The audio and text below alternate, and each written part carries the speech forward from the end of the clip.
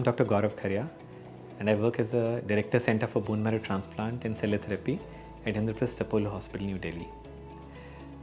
Gene therapy, as you might have heard, is coming up as a revolutionary approach to treat various human diseases. For example, thalassemia and sickle cell disease.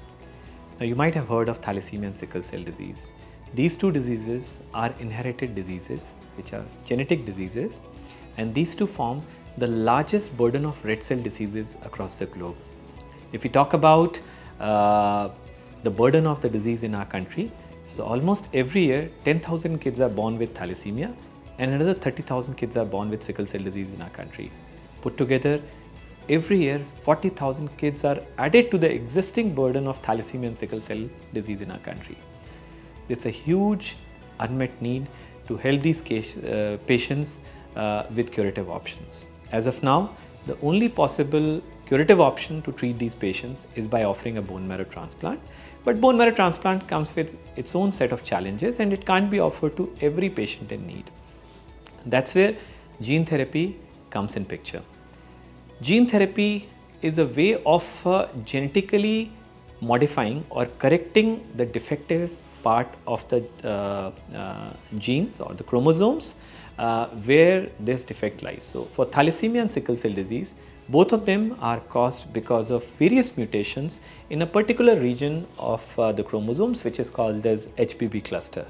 Now, if we can by the means of gene therapy or genome editing, we can correct this particular part of chromosomes and then give these cells back to the patients, they can be cured of the disease. Now, how is it done? There are two approaches of doing this. One is using a viral vector based gene therapy approach, where using a viral vector, we edit this defective part of HBB cluster.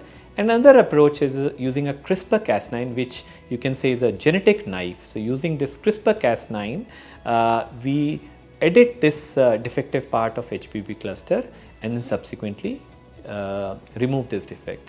So, if a patient of thalassemia and sickle cell disease needs a gene therapy, we have to take out the stem cells, then we have to genetically correct them, and then subsequently these cells are given back to the patient so that the patient can be made free of the disease. So, you can say it's a form of autologous genome edited or gene corrected bone marrow transplant.